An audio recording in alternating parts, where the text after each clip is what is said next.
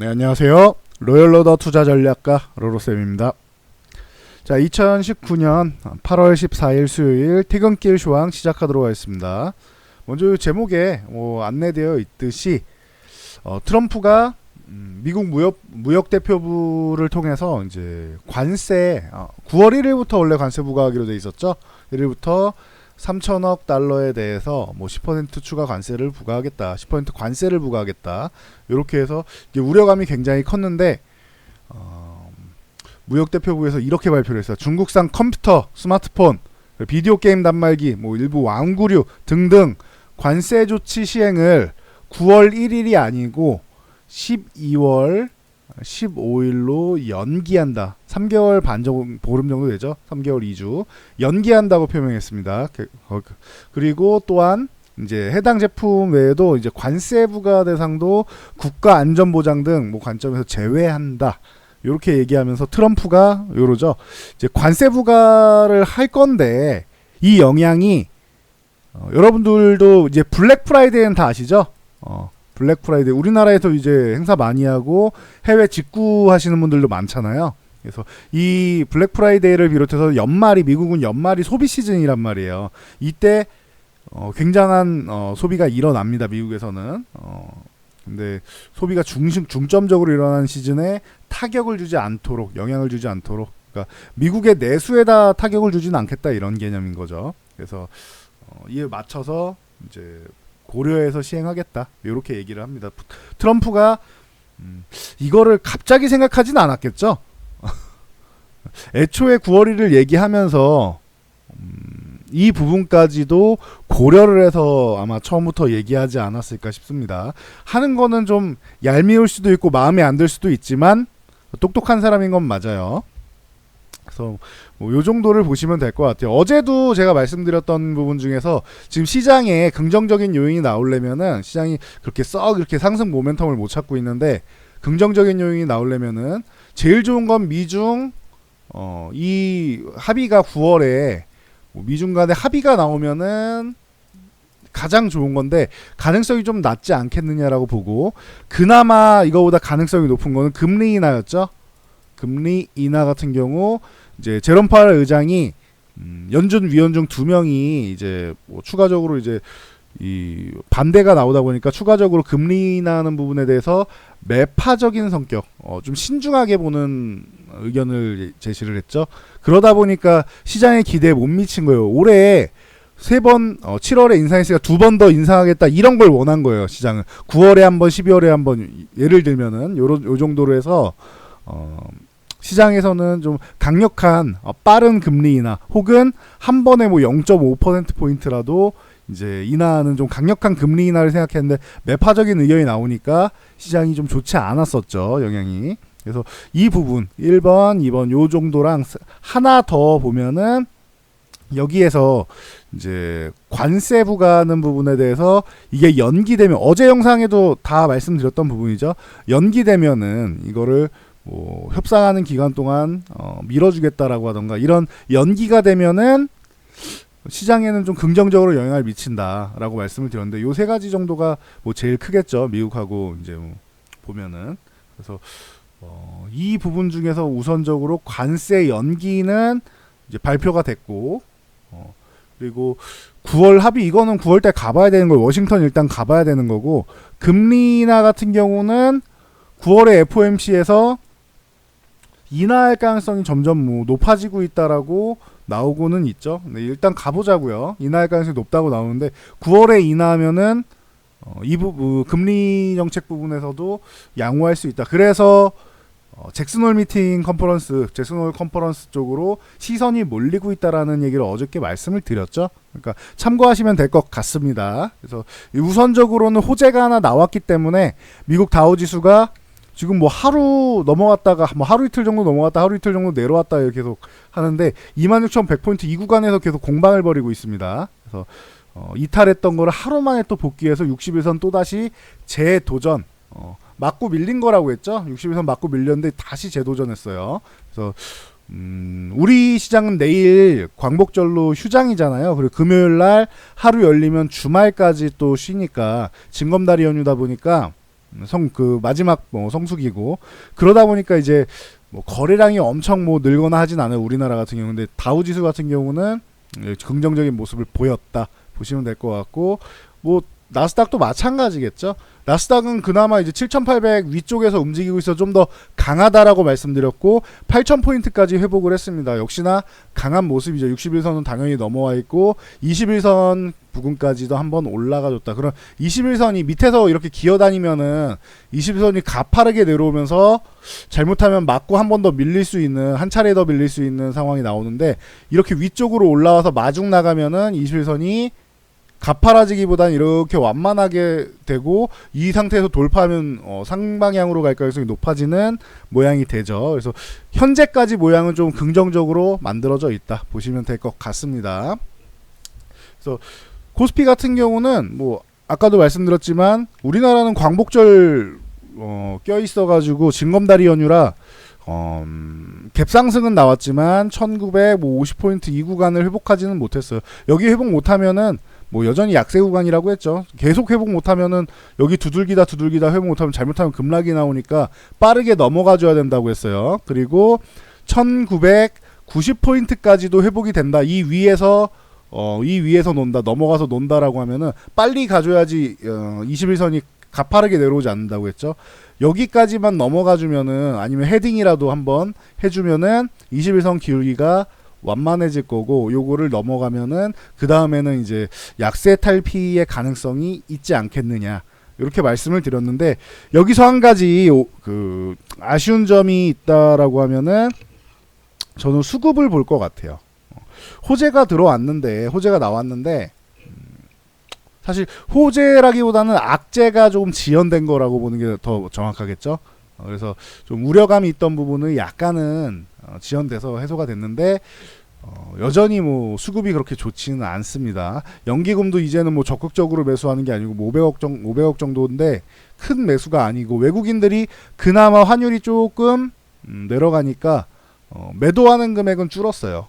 근데 뭐 특별히 매수하는 주체가 없다 보니까 위쪽으로 가고 싶어도 못 가는 모양이 나왔다.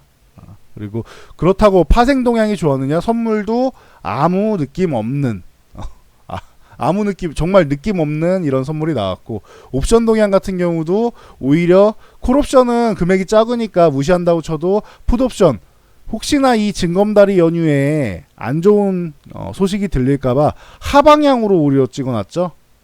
그러다 보니까 수급 자체가 좋지 않았어요. 호재가 들어왔음에도 불구하고, 상승 모멘텀이 될 수 있었음에도 불구하고 좀 아쉬운 상황이 나온 것 같습니다. 그래서 그렇게 보시면 될 것 같고, 코스닥 같은 경우도 외국인이 뭐 600억 이상 매도를 했으니까 매수 주체가 없죠. 개인들만 매수를 했는데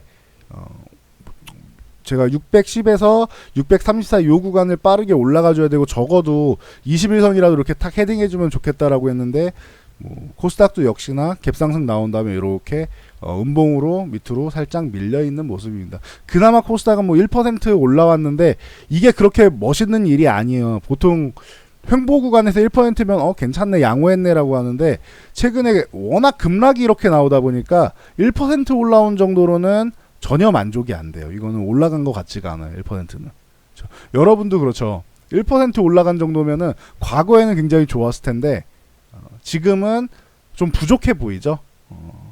그래도 다행인 건 어제 제가 말씀드린 게 개별 종목들이 이제 올라오는 이제 종목 장세는 이루어지는 것 같다라는 얘기를 계속 말씀드리고 있는데, 종목별로 이제 투심이 회복되는 게 중요한 거잖아요. 시장이 회복되려면. 그동안 바닥을 치던 투심이 약간은 턴되는 게 아니냐, 이런 모양을 보여주고 있는데, 여기에 추가적으로 좋아져야 되는 게 수급이에요. 외국인 기관 쪽에서 좀 수급이 좀 들어와 줘야 된다. 이게 중요한 것 같습니다. 수급이 부족한 게 제일 아쉬운 것 같아요. 투심은 지금 좀 돌아서고 있고 시장의 약세 심리는 조금 벗어나고 있는데, 수급이 돌아오지 않으니까 우리가 원하는 만큼 반등이 나오지 않는 거예요. 이게 지속되면은 이거는 좀 호재 같은데 자꾸 못 올라가. 그러면은 결국 약간의 악재만으로 다시 한번 밀릴 수 있는 거니까, 이런 상황이 지속되면 안 된다. 빠르게 수급이 개선돼야 된다라는 부분만 여러분들이 꾸준히 알고 계시고, 수급 개선 전까지는 경계감은 갖고 계셔야 돼요. 반등이 나오면은 이 경계감을 갖고 있으라는 게 수급이 개선되지 않는 상황에서 반등이 나오면은 어떻게 보면은 조금 비중을 좀 줄여야 될 수 있어요. 반등이 나오면은 수급이 개선되지 않는 상황이면 반등 시에 뭐 코스닥 쪽으로 치면 610에서 630포인트 사이 혹은 21선 뭐 이런 구간 왔을 때 약간이라도 비중 조절을 해서 현금을 조금 만들어 놓는 것도 나쁘진 않을 것 같아요. 왜냐면은 바닥권에서 내려갈 때 어디가 바닥인지 모르니까 무작정 매도하는 거는 어려운 일인데 반등이 한 차례 나왔잖아요. 그럼 약간의 현금을 만들고 돌파한 다음에 매수하든지 아니면 다시 한번 이중바닥성 움직임이 나온 다음에 매수하든지 하면 되잖아요. 현금 확보한 다음에 그걸 계속 평생 들고 가라는 게 아니에요. 확보한 다음에 다시 매수 자리를 보자라는 거죠. 그래서 내 종목 중에서 방법은 내 종목 중에서 미래가 안 보이는 종목들 있죠. 미래가 없어 보인다. 이거는 내가 테마로 들어갔는데 실패했어. 그런 거는 미래가 없을 수 있잖아요. 다음번에 테마로 또 엮일 때까지는 상승 동력이 이제 사라졌을 가능성이 있으니까 이런 종목들 혹은 최근에 뭐 바닥에서 이렇게 매수를 했는데 이 부분이 수익이 좀 났어요. 그러면 수익 난 종목이 있다라면 이런 부분들 좀 정리할 수 있겠죠. 뭐 기존 종목들이야 이만큼 밀렸으니까 물려있다고 쳐도 수익 난 종목들이 있을 거 아니에요. 물려있는 종목 중에서 종목이 괜찮다, 기업 내용이 좋다라고 하면 그냥 들고 가도 된다고 했죠. 연말까지 보면은 회복될 가능성이 굉장히 높다라고 말씀드렸고, 그리고 미래가 없는 종목들, 이런 종목들은 수평 이동해야 된다라고 했죠. 수평 이동. 수평 이동 방법은 교육 영상 보시면 됩니다. 제 거 홈에 오시면은 녹색 바탕으로 된 교육 영상 보시면은 수평 이동하는 방법이 있어요. 그래서 참고해서 보시면 될 것 같고요. 교육을 보시는 게 여러분들 도움이 굉장히 많이 됩니다. 그래서 이런 식으로 해서 약간의 현금은 좀 만들어 놓는 방법도 있을 것 같다. 이 조건은 수급이 개선되지 않을 경우, 수급이 지금처럼 자꾸 반등이 나온데도 하방향을 그린다. 그러면 한 차례 결론적으로 9월 만기까지 올라가더라도 한 차례 더 밀렸다 올라갈 수도 있는 거잖아요. 그냥 쭉 뭐 원웨이로 올라간다는 보장은 없는 거잖아요. 그러니까 참고하시면 될 것 같아요. 이거는 전략적으로 움직이시면 될 것 같습니다. 수급을 확인하고. 아시겠죠? 자, 먼저 그 다음 삼성전자. 꾸준히 받으려야 되니까 삼성전자는 어떻게 매매해야 된다고 했죠? 아예 추가적으로 밀리면은 뭐 41,000원에서 41,500원 사이 이런 구간에서 매매를 입 벌리고 있던가, 아니면 44,000원을 확실하게 회복한 다음에 들어가는 게 유리하지 않겠냐라고 말씀을 드렸죠. 저는 그렇게 대응하는 게 맞다고 생각합니다. 44,000원을 확실하게 회복할 때 매매를 하던가, 아니면은 지금 돌파를 못하고 계속 음봉을 만들고 있잖아요. 삼성전자가. 여러분도 보이시죠? 지금 다 음봉이자 파란색 음봉이잖아요. 음봉이라는 거는 아침 9시에 개장을 해서 오후 15시 30분에 이제 장 마감을 하잖아요. 그러면은 시작할 때 가격보다 시가보다 종가가 낮게 끝난다는 거잖아요. 그럼 장중에 매도세가 더 강하다는 거예요. 근데 일주일 넘게 지금 다 음봉이잖아요. 기존에 있는 양봉 같은 경우도 툼에 나와서 반등이 나온 거고, 그렇게 따지면은 거의 2주 가까이가 음봉이 나온 거랑 같죠. 이날도 하락이니까. 반등이 나오고 해도 반등이 강하게 탄력받지 못하고 수급도 외국인들이 조금 비중 조절하고 있고, 올라갈 때마다 누군가 팔아서 밀리는 거잖아요. 그러니까 지금 삼성전자가 종목 컨디션이 지금 썩 좋지는 않아요. 다시 외국인 수급이 들어와서 이런 멋진 양봉, 여기는 양봉만 계속 있으니까 밀리더라도 바로 올라가잖아요. 이건 음봉만 있으면은, 이렇게 음봉이 계속 있으면은 돌파를 못하게 된다고 하면 한 번 더 밀릴 수도 있는 거예요. 그러니까 어정쩡하게 계속 이렇게 물타기 하거나 매매하거나 하지 마시고, 아예 41,000원, 41,500원 이런 구간에서 입 벌리고 있던가, 한 번 더 밀리면 훅 밀릴 거 아니에요. 그러니까 이런 구간에 뭐 조금 높게 산다고 42,000원 아래에서 입 벌리고 있는 게 맞는 것 같아요. 41,000원에서 42,000원 아래. 41,500원까지 안 오고 41,600원에서 반등 나오면은 저를 욕하지 마시고 분할 매수를 하시란 말이에요. 아시겠죠? 그리고 아예 44,000원을 넘어가는 강력한 양봉이 하나 나오면은 그때 매수를 하던가. 삼성전자 최근 흐름이 그렇습니다. 중장기적으로 저는 아주 좋을 거라고 생각한다 이런 말씀을 드렸죠. 근데 단기적으로는 수급이 꼬여 있으니까 단기 수급인 거예요. 이거는 참고하시면 될 것 같고, 그래서 삼성전자보다 최근에는 하이닉스가 더 좋다라고 말씀드렸죠. 요것도 기억나시죠? 73,000원을 얘는 이탈하면은 바로바로 뭐 3일 안에 이렇게 강하게 회복해주고, 그 다음 위쪽에서 놀고 있고 양봉을 자꾸 그리려고 하죠. 그럼 하이닉스가 수급이 더 좋은 거예요. 현재는 언제부터 좋다고 했죠? 제가 이날부터 오히려 좋다고 했죠. 기억나시죠? 7월 8일 날 삼성전자랑 하이닉스랑 이제 똑같이 개파락이 나왔는데, 삼성전자보다 하이닉스가 하락이 크게 나왔지만 지지선인 66,000원에서 중요한 구간이라고 했는데 여기서 강력하게 매수가 들어오면서 21선까지 끌어올렸죠. 삼성전자 이날 음봉이 나왔다.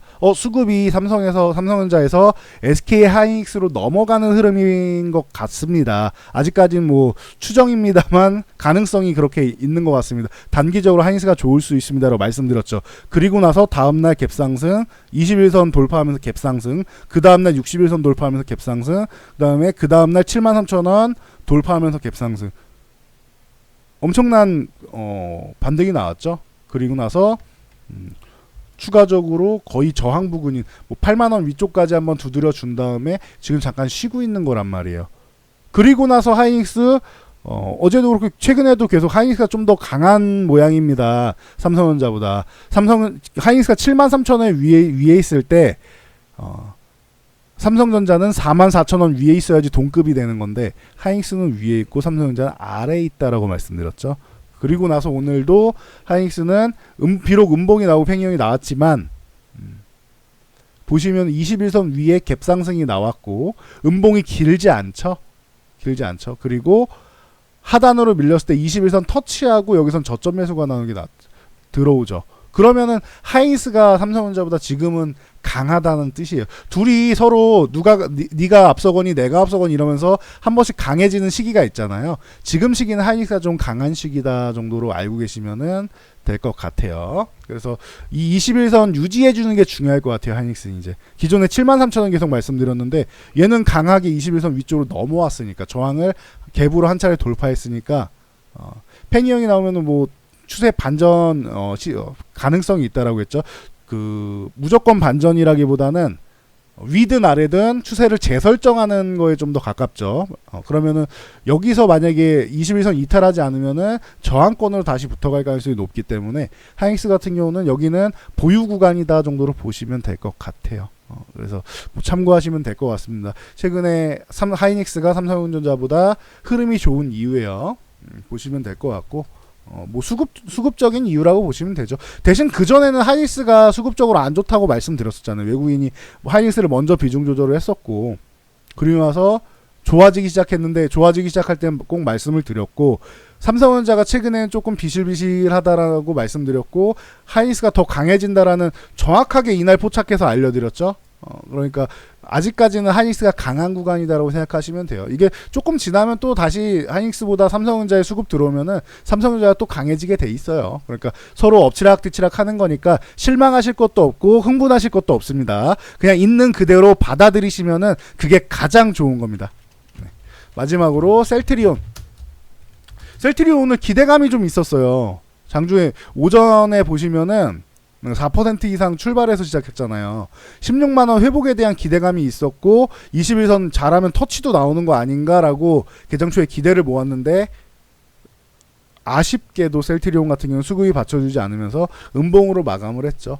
4% 정도의 갭상승 나왔던 부분을 4% 이상 올라왔던 부분을 4%를 내준 거예요. 4% 가까이를 지금 보시면은 4.24 요걸로 시작해가지고 0.33으로 끝났잖아요. 그럼 거의 4% 가까이 장중에 밀린 거죠. 그러면 셀트리온도 수급이 좋지 않은 거예요. 메이저들이 지금 매도를 하고 있구나 생각하시면 돼요. 그리고 16만원을 아직 돌파할 때가 아닌가?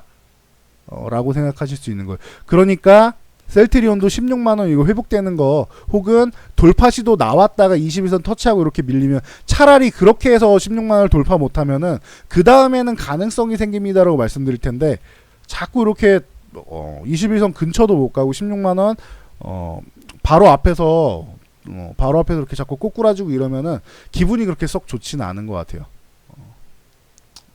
그러니까 셀트리온 같은 경우도 회복될 때까지는 좀 기다려야 될 것 같다. 저는 뭐 셀트리온이나 삼성전자 장기적으로는 긍정적으로 보는 사람이다라고 말씀드렸죠. 하지만 지금 현재 수급이 잠시 꼬여 있는 거예요. 잠시일 거라고 생각합니다. 현재 생각은 그래, 잠시일 거다. 현재 환율도 올라와 있고 뭐 수익 실현하고 하는데, 하이닉스는 지난번에 수익 실현 비중 조절 어느 정도 하고 지금 다시 담고 이렇게 올라오고 있는 거니까 강해진 구간이고, 삼성전자랑 셀트리온이 요 부분에서 이제 조금 쉬어가는 흐름이 나온다. 이 정도로 저는 해석을 하고 있으니까 참고하시면 될 것 같아요. 중요한 거는 수급의 전환이다라고 말씀드렸죠. 코스피 수급, 코스닥 수급 전환되는 게 굉장히 중요하다. 9월 말까지 코스닥은 몰라도 코스피 같은 경우는 9월 말이 아니죠. 9월 만기일까지. 9월 선물 옵션 동기만기입니다.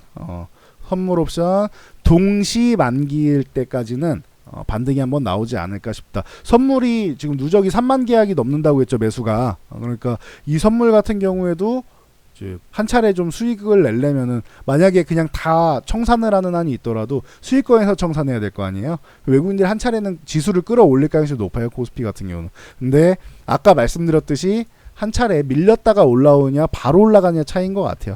여기서 계속 약하면은 한 차례 더 밀렸다가 가야 되는 거고, 여기서 강해진다라고 하면은 위쪽으로 올라가서 이렇게 내려서 만나고 위에서 저점을 이렇게 높이는 과정을 만들면서 올라가면 이게 가장 이상적인 거다.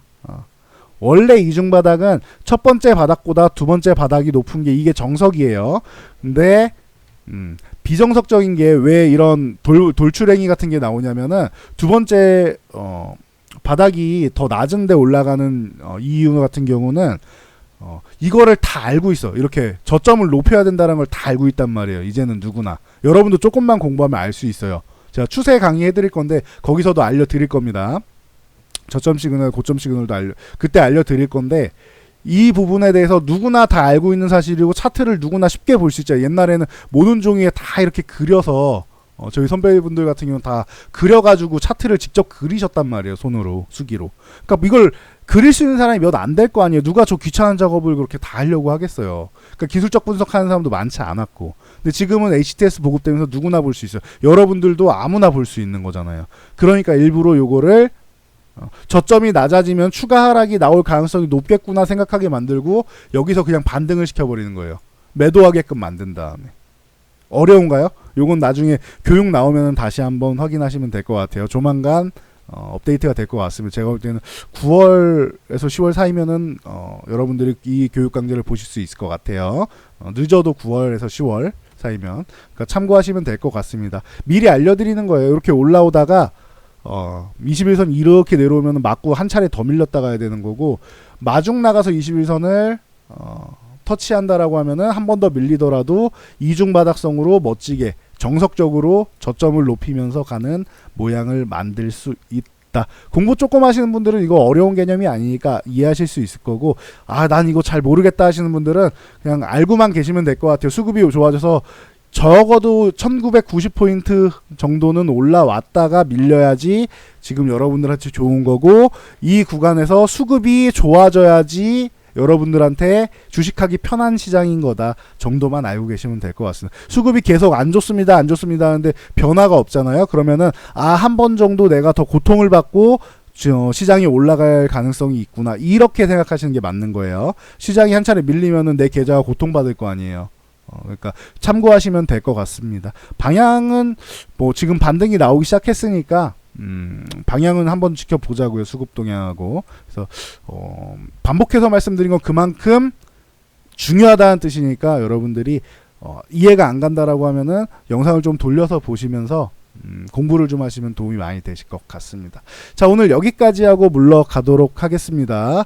내일은 휴장일이니까 푹 쉬시고 저는 다음 영상으로 돌아오겠습니다. 모두 성공 투자하시기 바랍니다.